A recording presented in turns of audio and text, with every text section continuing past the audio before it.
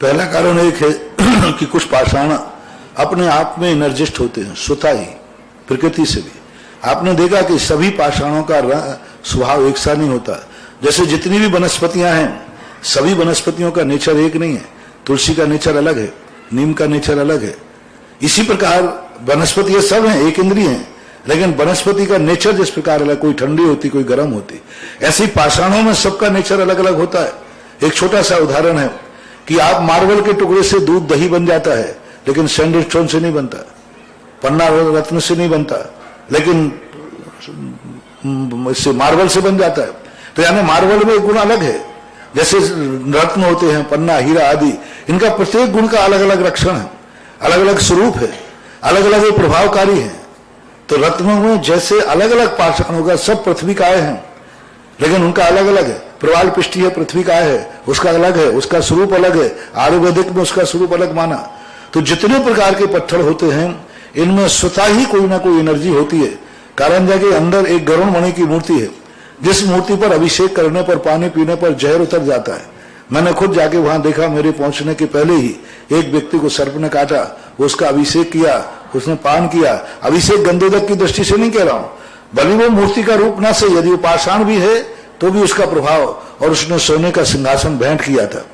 तो गरुड़ मणि होती है, तो ये पत्थरों का प्रभाव होता है। एक तो नेचुरल रूप से पत्थर होता है, और नेचुरल रूप से पत्थरों की एनर्जी मुझे देखने में आई कि आपके जो कोटा है, कोटा के अंदर दादावाड़ी के एक बड़े भगवान बैठे, हम वहां चतुर्मास किया था।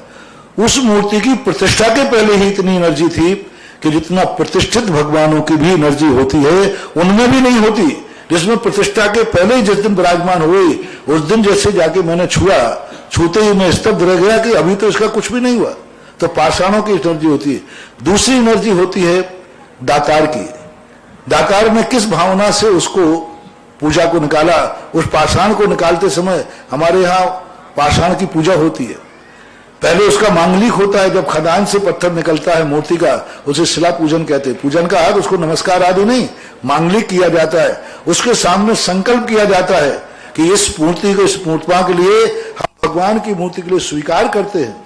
ऐसा करके वहां विधि अपने शास्त्रों में लिखी है, प्रतिष्ठा पाठों में। उसके बाद प्रभाव पड़ता है सूर्य मंत्र देने वाले का, कि सूर्य मंत्र देने वाला साधु कैसा है। जो सूर्य मंत्र उसने दिया जा रहा है, क्या वह सूर्य मंत्र का ज्ञाता है? क्या सूर्य मंत्र का कभी जाप किया है? प्राणों की प्रतिष्ठा का अर्थ जो मंत्र न्यास साधु स्वयं अपने शरीर पर पहले ध्यान में स्थापित करता है, और उसका जिसने वर्षों ध्यान किया हो, और उसको ध्यान करके फिर यहां से उठा करके वो मूर्ति पर स्थापित करता है, उसका प्रभाव बहुत ज्यादा पड़ता है।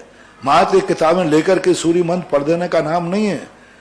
अलग अलग आचार्य, अलग अलग साधु, जो जितना साधु साधक होगा, मंत्र शक्ति का ज्ञाता होगा, उस सूर्य मंत्र को जिन्होंने अपने जीवन में उतारा है, जो मंत्र न्यास, जो अंकन न्यास मूर्ति पर किए गए, वो क्या कभी ध्यान में किए हैं? क्या उन्होंने अपने जीवन में ध्यान किया है? ऐसा साधु प्रतिष्ठा करता है। प्रतिष्ठा करना यह हंसी मजाक नहीं कि दौड़ा कर रहे हैं कि एक इधर पंचगणक उधर पंचगणक। उसके लिए पहले महीनों से स्वयं ध्यान करे, 5 दिन के लिए वो अपनी उस धारणा को करता है, फिर उसको उठा करके उसमें स्थापित करता है, उसका प्रभाव पड़ता है। चौथा प्रभाव पड़ता है स्थान का। वो जिस मंदिर में बैठ रही है, जिस स्थान पर बैठ रही है, वहां का स्थान कैसा है, वहां की भूमि कैसी है। कई मूर्तियों को जैसे हमने स्थानांतरित किया, भाई आज बहुत बड़ी गोलाकोट का देख लीजिए, मूर्ति में कुछ नहीं किया, मात्र स्थान से स्थानांतरित किया, आज वो सारे जगत की मूर्ति बन गई। और वही मूर्ति थी जहां ऐसा था कि कोई वर्षों तक भी कोई अर्घ्य चढ़ाने नहीं जाता था। परकोटे के लिए कांटे के झड़ वो लगे हुए थे, परकोटा नहीं, चोर 3 दिन तक घुसे रहे, 40 सिरों को काट ले गए, लेकिन कोई वहां था नहीं। और आज वहां पर गोलाकोट जाके देखिए, चमन ही चमन हो रहा है। मात्र मूर्ति का स्थानांतर, मूर्ति वही है, कुछ नहीं किया गया। इसी प्रकार हनुमान ताल के अंदर एक ऐसी मूर्ति थी जो एक ऐसे स्थान पर बैठी थी, एक चौकीदार के रूप में। मान लोग हाथ जोड़ के चले जाते थे। जैसे उसका स्थानांतर था, आज वहां पर अखंड पाठ चल रहे हैं, और हनुमान ताल आज एक अकृत्रिम चैत्यालय का रूप ले चुका है। तो ऐसी स्थिति, ये 4 कारण ऐसे हमने जो महसूस किए हैं, और हमने ये महसूस ही नहीं किए, सारे जगत को मैंने तो प्रैक्टिकल करके भी दिखा दिया, और सारा जगत इस प्रैक्टिकल को देख रहा है।